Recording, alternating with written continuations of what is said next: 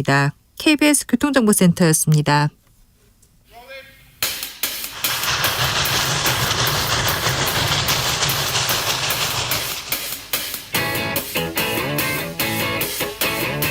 오늘도 열심히 돌아갑니다. 정치발전소 장앤장.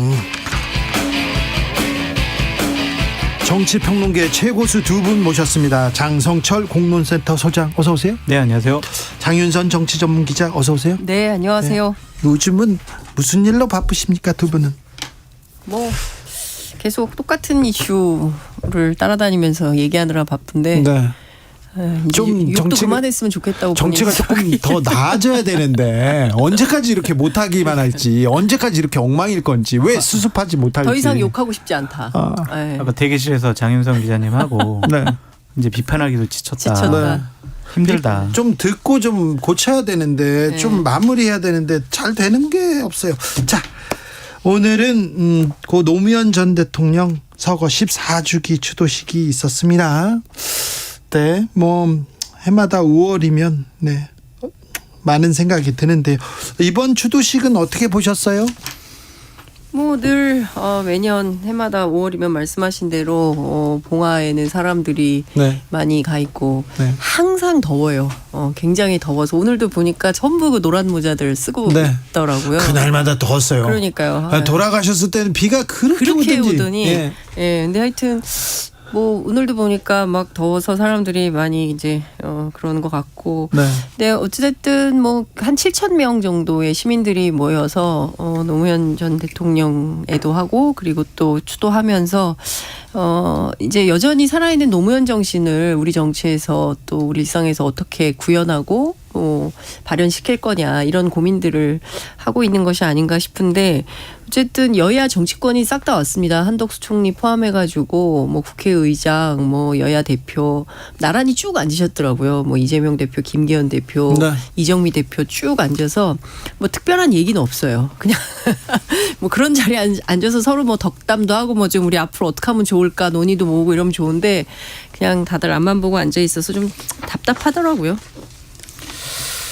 저는 이제 보수 쪽 입장에서 계속 정치권에 있었거든요. 예. 그럼에도 불구하고 노무현 전 대통령에 대해서는 존경과 애틋함이 있어요. 네. 그분의 삶이 마지막에는 비극적으로 끝났지만 대통령 시절에 보여주셨던 반칙과 특권을 타파하겠다, 기득권을 없애겠다, 지방균형 발전을 하겠다, 진영을 넘어선 국익을 위한 결정하신 네. 부분들에 대해서는 우리가 높게 평가하지 않을 수가 없습니다. 네. 윤석열 대통령도 그런 여러 가지 노무현 전 대통령의 업적에 대해서 크게 인정을 했고, 또 그때 눈물도 한번 글썽이셨잖아요. 네. 무기메이고. 그런 것을 보면 저는 이랬으면 좋겠어요. 오늘 여야 대표들, 정치권 지도자들 다 함께 그 자리에서 추도했잖아요. 네. 그러한 모습들이 좀 정치권에서 예. 현실 정치에서도 좀 보여줬으면 좋겠다라는 생각이 듭니다. 네. 근데 뭐 돌아서서는 또 다 이제 정쟁거리들이 있으니까 네. 뭐 김남국, 돈봉투 뭐 등등에 대해서 정쟁하고 서로 이제 말폭탄 쏘아 올리고 뭐 이렇게 했는데요. 그러니까 저는 이제 하여튼 이게 0.73% 표차 때문인 것인지, 아니면 우리 정치가 꽤 오랫동안 서로 극단적으로 대립을 해온 탓인지, 그러니까 적 아니면 동지 이렇게 딱 나눠서 싸우는데 너무 우리가 익숙해진 것인지는 그렇죠. 모르겠어요. 예. 제가 좀 드리고 싶은 말씀은 뭐냐면, 전직 대통령들 다 보면 공과가 있잖아요. 네. 근데 우리가 진영으로 국민들이 나뉘어져 가지고 과를 좀 더 크게 보는 것 같아요. 그래도 그분들은 진영을 넘어서서 대한민국이라는 나라를 다스리고 국민을 위해서 헌신하다가 돌아가신 분들 아니겠습니까? 네. 그래서 공 위주로 좀 봤으면 좋겠다라는 생각이 들고요. 네. 지금 뭐 이승만 전 대통령 뭐 기념관을 건립한다 안 한다 이런 것 때문에 야당에서도 많이 좀 공격하는 것 같은데, 어쨌든 그분도 여러 가지 좀 인정받을 만한 일들이 있기 때문에 네. 너무 좀 안 좋은 쪽으로만 생각하지 않았으면 좋겠어요. 그게 다 역사적인 교훈이잖아요. 전직 뭐 대통령들은 그런데요. 현직 대통령 진영을 좀 넘으셨어야 되는데. 자, 국민 내 진영 넘어선 우리의 대통령인데. 자, 좀 그런 모습을 좀 보여주셨으면 좋겠다 이런 생각도 합니다. 근데 김남국 코인 문제는 어떻게 풀려갑니까? 어떻게 아니, 또 우리가 된답니까? 지금 바로 전직 대통령 얘기하다가 갑자기 가야죠. 김남국 훅 네. 가서. 네. 근데 저는 오늘 그 얘기를 좀 하고 싶긴 한데 권양숙 여사가 네. 이재명 대표한테 얘기하고 가자고요. 네, 요 얘기 좀 했으면 좋겠는데 독도 이제 관련된 네, 접시를 뭐 줬죠. 접시도 주고 뭐 한반도 지도도 주고 책도 주고 뭐 이렇게 했는데 이제 두 가지 정치적 메시지가 있는 것 같아요. 하나는 이제 일본 문제를 우리가 어떻게 바라보고 어떻게 풀어야 되는가에 대한 어떤 주제 의식이 하나 있는 것 같고요. 하나는 지금 뭐 김남국 돈봉투 등등등등해서 뭐 도덕이냐 부도덕이냐 뭐 이제 이런 갈림길 그 이게 오르냐 틀리냐 뭐 합법이냐 불법이냐 이제 이걸 가지고 소위 이제 진보 진영 안에서 막 여러 갑론을박이 있는데 네. 다 떠나서 노무현 대통령께서 미완의 과제로 남겨둔 진보의 미래. 그래서 우리는 어떤 나라를 만들고 싶은 건지 그에 대한 어떤 아직 채워지지 않은 빈자리를 사실 현재의 정치를 하고 있는 정치인들이 좀 채워야 되는 시대적 소명, 사명 이런 게 있는 거거든요. 그러니까 서로 갈라져서 네 편 내 편 싸울 필요도 있죠. 정쟁도 당연히 할 수 있고 경우에 따라서는 뭐 정치권이 늘 조용할 수는 없으니 필요도 하겠지만 중요한 것은 그래서 앞으로 우리는 어디로 갈 거냐 어느 방향으로 갈 거냐에 대한 진지한 성찰이나 고민 담론 이런 게 좀 나와줘야 되는데 그런 게 너무 아쉬워서 권양숙 여사가 이런 메시지를 담은 것은 아닌가라는 생각을 좀 해봤습니다. 좀 그런 점에 있어서 문재인 대통령 시대가 좀 너무 아쉬워요. 촛불혁명으로 문재인 대통령이 대통령에 당선됐잖아요. 그런데 전 국민의 대통령이 되기보다는 진영의 대통령이 된 것이 아니냐 그렇게 볼 수밖에 없어요. 초창기에는 뭐 80% 90%까지 지지율 나왔는데 네. 결국에는 마지막에 보면 40% 정도 그냥 진보 진영의 대통령으로서의 지지를 계속 받으셨단 말이에요. 광화문이냐 서초동이냐 막 이러면서 나라가 반으로 갈라졌다 이랬었거든요. 국민 통합에 조금 더 여러 가지 노력을 기울여 주셨으면 얼마나 좋았을까. 그게 바로 네. 고 노무현 대통령의 맞아요. 유지가 아니었을까 하는 생각이 많이 들어요. 아쉽죠. 아쉽- 사실 네. 네. 뭐 사실은 뭐 개혁연대, 탄핵연대에서 이것을 뛰어넘는 새로운 정치 맞아요. 네. 담론과 시스템을 만들었다면 지금의 이런 퇴행은 없었을 수도 있다. 퇴행이에요. 퇴행하고 있죠. 뭐 여러 가지로 또 물대포가 나오고 있지 않습니까? 이거 상당히 심각한 퇴행을 하고 있는 거죠. 그렇게 측면에서 보면 많이 아쉽습니다. 저도 네. 문재인 정부 5년 개혁 과제를 제대로 실현한 것이 무엇이냐 비판할 지점이 많죠. 네, 좀 부족했다. 네. 부족했다는 데는 뭐 다 좀 동의하는 부분이 있는데요. 자, 정치 현안도 하나씩 풀어보자고요. 다시 김남국. 네, 김남국. 또 이 얘기는 빨리 풀고 나가는 게 민주당한테 좀 낫지 않을까요? 지금 이걸 지키자 이렇게 모여가지고 목소리치는 뭐 개딸로 불리우는 사람들이 있어요. 김남국 막아내자 이렇게 하는데 뭐 당안에도 있죠. 네. 뭐 소위 친명계 의원들이 이제 초선들이 그렇게 네. 하시는 분들이 그렇게 얘기하는 거 있죠. 잘못한 건 잘못한 거다. 빨리 반성하고 실체 규명하고 지나가야 된다 얘기하는데 둘 간의 갈등 때문에 두 진영 간의 두 세력 간의 갈등 때문에 이 남극의 늪에 빠졌다 이런 얘기 계속 나와요. 그러니까 뭐 진영도 아니죠. 뭐 그 민주진보 진영 안에서 뭐 네. 친명이냐 비명이냐 이제 이걸 가지고 마치 김남국 의원 편에 서서 싸우는 것이 의로운 것처럼 생각하는 민주당 의원들이 있는 게 사실이에요. 네. 그리고 이거를 공격이라고 생각을 하는 거죠. 그래서 제가 오늘 취재를 좀 해보니까 네. 좀 도대체 내부가 좀 어떤 겁니까? 그랬더니 지금 내분이 굉장히 심각하고 굉장히 심각합니다. 이 네. 사안을 지금 바라보는 자세부터 틀리고요. 그렇죠. 그래서 대응책도 다 달라요. 다 다르고 그리고 지금 여차하면 더 세게 으르렁거리고 싸울 태세다. 그러니까 이 문제를 가지고요. 뭐 이 문제 포함해서 뭐 네. 여러 가지 이슈들에 대하여 이제 얘기를 하려고 하는 것 같고 예컨대 지금 뭐 이제 지금 보면 비명계가 막 이렇게 그 막 승승장구하는 것처럼 보이잖아요.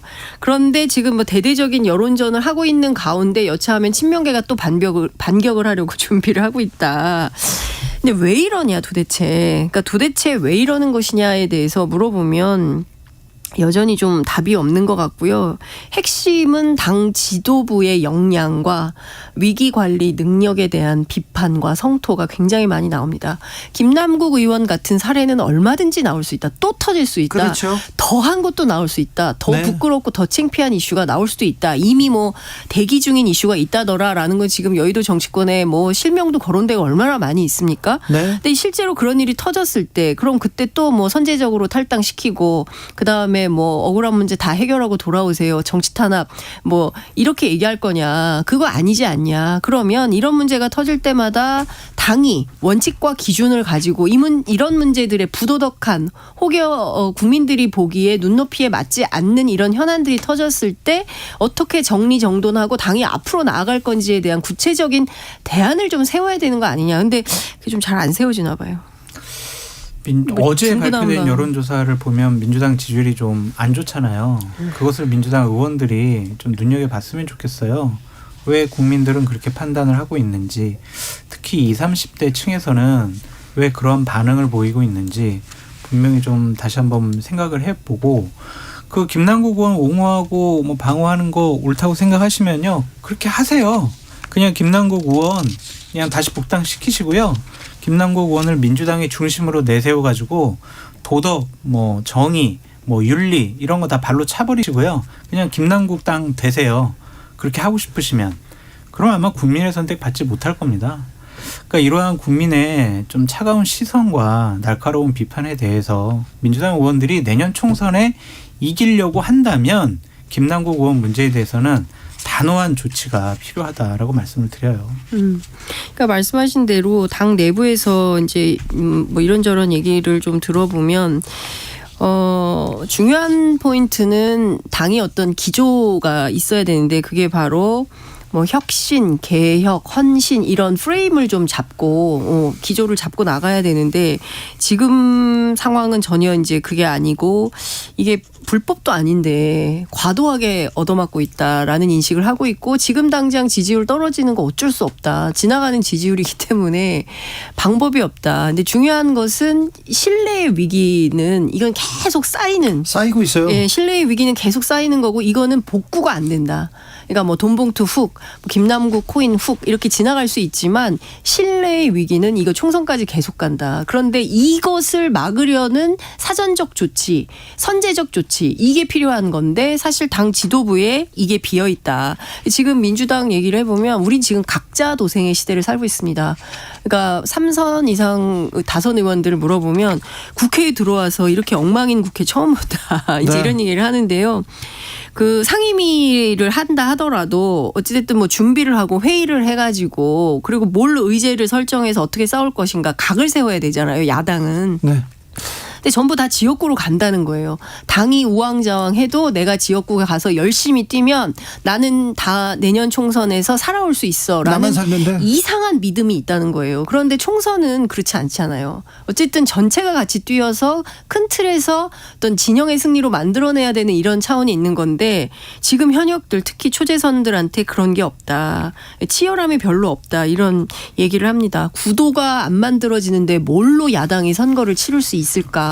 고민이 된다 이런 얘기하고 있습니다. 저런 분위기가 있는데 이재명 당대표가 제대로 된 판단과 결정을 못하고 있다라는 비판도 뭐 내부에서도 나오고 외부에서도 나올 수밖에 없죠. 판단하고 결정한다. 그러면서 민주당이 비명 의원들한테 지속적으로 문자 폭탄, 욕설 폭탄한 강성당원 제명했습니다. 첫 번째 사례입니다. 근데 이게 문자 폭탄 때문이 아니라 좀 비속어나 이런 욕설이 것들이 좀 많았대요. 있었다고 하더라고요. 네. 그건 당연한 조치다라고 말씀을 드리고요. 이것만 가지고는 안 되죠. 그러니까 김남국 의원을 어떻게 처리할까가 바로미터예요. 어젠가요, 오늘인가 고민정 의원이 제대로 얘기를 잘 했더라고요. 민주당 지지층에서는 아니 왜 의원이 코인하는 게 뭐가 잘못이야라고 아직도 반대로 네, 고민정 의원 근데 또 거기에서 또 욕 먹고 있잖아요. 문자 폭탄 갑니다. 네. 이 부분은 이거 그러니까 이게 참. 자꾸 김남국 의원 옹호하고 김남국 의원을 비판하는 것을 이재명 당대표 비판하는 것으로 생각하는 것이 아닌가? 민주당 내에서 네. 지금 민주적인 목소리가 사라졌다. 비판하면 무서워서 하겠냐. 그래서 다 입을 닫고 지방으로 그리고 지역구로 가는 거 맞아요. 아닙니까? 뭐 그런 측면도 있는 거죠. 그래서 어떤 얘기를 제가 이제 좀 들어봤어요. 그러니까 그럼 지금 상황에서 이재명 대표의 판단과 입장이 제일 중요한 거 아니겠냐. 그러니까 김남국 의원에 대해서 너무 아픈 손가락인 것이고, 그리고 어쨌든 뭐 선제적으로 좋지는 못했지만 어쨌든 나중에 뭐 이렇게 먹을 욕은 욕대로 다 먹고, 그리고 국회윤리위에 결국 제소하고 뭐 이제 이런 상황에까지 이르렀는데, 그럼 이재명 대표는 무슨 생각인 거냐라고 이제 물어봤더니 최근에 좀 당 내부에서 조금 자신 없어하는 분위기가 있다 그래요. 그러니까 무슨 얘기냐 물어봤더니 이제 좀 주눅 들어 있는 것 같다. 그러니까 일테면은 이재명 대표가 사실은 무슨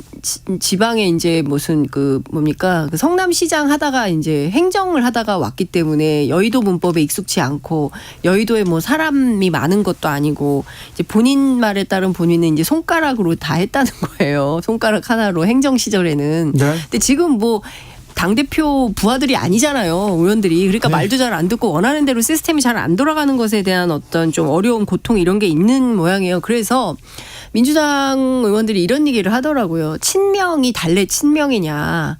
이재명 대표의 리더십이 살 수 있는 방향으로 기여하고 헌신하고 이런 모습을 보여줘야 되는데, 지난번에 혁신의총 할 때도 딱 한 명 얘기했대요. 김용진 의원.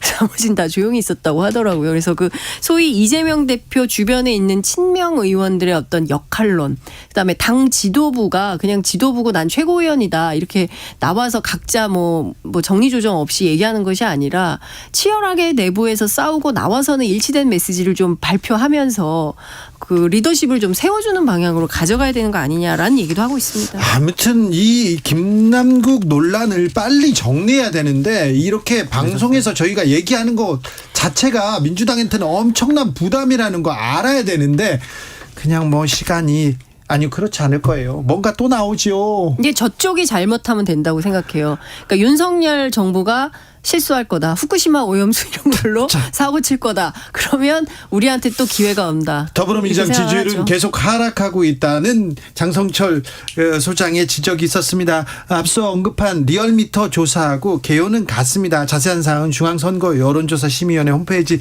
참조하시면 됩니다. 그런데요, 더불어민주당 지지율이 42.4%로 8일부터 12일간 조사한 전주보다 4.6% 하락했다고 합니다. 근데 거기서 더 좋은 게 뭐냐면요. 서울, 경기, 인천. 네. 거기서 다 국민의힘에게 뒤져요. 젊은 사람들 다 지금 2030이 다 많이 이탈하고 빠지고 있고. 있습니다. 지금. 그런데도 민주당은 위기감을 못 느끼고, 이재명 당대표는 뭐라고 얘기했냐면, 아니 남국이 탈당했는데 우리가 뭘 어떻게 해. 이런 식의 얘기를 하고 계시거든요. 무책임한 건지 네. 아니면은 또 공식적으로 그런 얘기를 하신 적이 있나요? 언론에 나왔어요.